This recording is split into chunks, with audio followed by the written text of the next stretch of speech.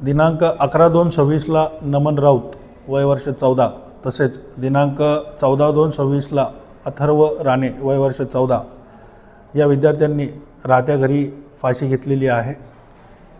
त्याबाबत पोलीस स्टेशनला ADR दाखल करण्यात आलेला आहे व या मुलांनी फाशी का घेतली, काय कारण होतं याबद्दल पूर्ण चौकशी सुरू आहे. काय मुलासोबत मारहाण केली, इन्सल्ट केली, आपण काही चौकशी केली आहे का? याबाबत पण आपण चौकशी करत आहे. सर्व बाबींवर चौकशी करत आहे की नेमका हा प्रकार कसा घडला आणि काय घडला. या घटनाबद्दल शाळा प्रशासनाचं काय म्हणणे आहे? आपण त्यांच्याशी संवाद साधला का?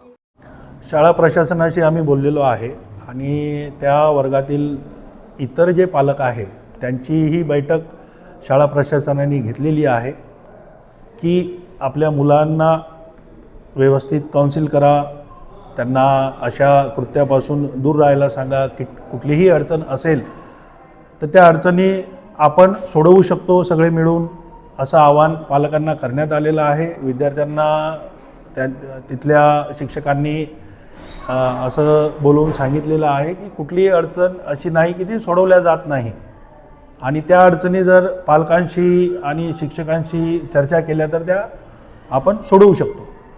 बुलढाणा येथील कोणत्या शाळेत दोन्ही विद्यार्थी शिकत होते? भारत विद्यालयामध्ये मुलं शिकत होते आणि त्याबाबत आपण पुढील प्रक्रिया करीत आहोत. आणि दुर्दैवी अशी आहे.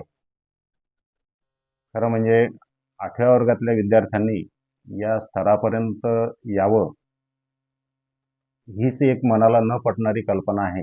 यामागे निश्चितपणे काय कारण आहेत याचा पोलीस प्रशासन शोध घेत आहे आणि आम्ही पोलिसांना सर्व प्रकारचं सहकार्य करतो आहोत. शेवटी तपास यंत्रणेच्या तपासामधून काय निष्पन्न होत आहे याकडे सगळ्यांचं लक्ष लागून आहे. आम्ही सुद्धा या प्रकरणामुळे अतिशय सुन्न झालेलं असून, कारण समाजमन सुन्न करणारी अशी ही घटना आहे आणि निश्चितपणे या घटनेच्या माध्यमातून खऱ्या कारणांचा जर शोध लागला तर आपल्याला भविष्यामध्ये या झेन अल्फा ज्याला आपण म्हणतो त्यांच्या मनोविश्वाचा, त्यांच्या भावनांचा धांडोळा घेऊन निश्चितपणे या पुढे होणाऱ्या अशा या दुर्दैवी घटना टाळता येतील. शाळेच्या बाबतीत म्हणायचं झालं तर नमन आणि अथर्व हे दोघेही अतिशय शांत प्रवृत्तीचे असे विद्यार्थी होते. अभ्यासामध्येही त्यांची प्रगती बऱ्यापैकी होती. त्यामुळे अभ्यासाचा कसल्याही प्रकारचा ताण त्यांच्यावरती नसावा असं मला तरी वाटतं. पण ऑनलाईन गेमिंग असो किंवा ब्लॅक मॅजिक असो किंवा काही गर्लफ्रेंडचा विषय आहे का त्याच्यामुळे हे आत्महत्या झाल्याचे असं काही चौकशी निष्पन्न झालं आपल्या? गर्लफ्रेंडचा विषय जर म्हणाल तर शाळेमध्ये तसे कसल्याही प्रकारची गोष्ट आमच्या निदर्शनाला आलेली नाही किंवा तशा प्रकारची कोणतीही तक्रार आमच्यापर्यंत आली नाही.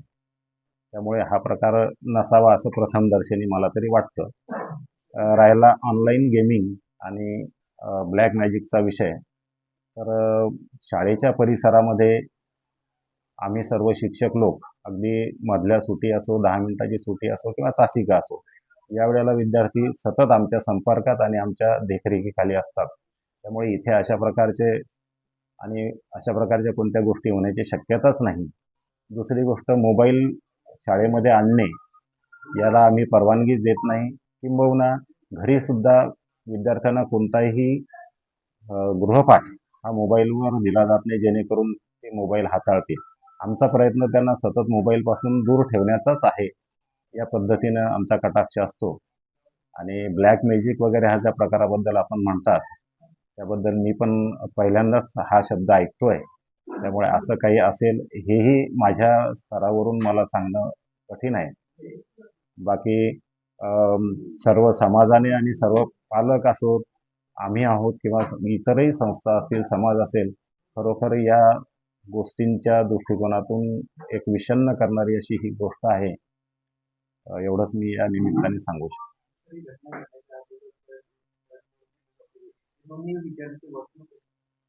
अगदी नॉर्मल होते. त्यांच्या मित्रांशी पण या बाबतीमध्ये बोलल्या गेलं तर असं काही वेगळं त्यांच्या वागण्यामधून आढळलं नाही. किंबहुना त्याचे पालक जे आहेत त्यांच्याशी आम्ही जेव्हा या बाबतीत बोललो तर ते म्हणाले की नेहमीप्रमाणेच मुका घेणे असो, मिठी मारणे असो, हसणे असो, म्हणजे त्यांच्या मनात काही चाललंय असं ओळखायला त्याच्या पालकांना सुद्धा काही वाव नव्हता. त्यामुळे अगदी नेहमी जसं वर्तन असते तसंच त्यांचं वर्तन तेव्हाही होतं असं त्याच्या पालकांचं म्हणणं आहे. राहिला शाळेतल्या वर्तनाचा विषय, तेही अगदी सामान्य असं वर्तन होतं. कुठेही त्यांच्या मनात काही खळबळ आहे किंवा काही आहे असं काही आम्हाला जाणवलं नाही.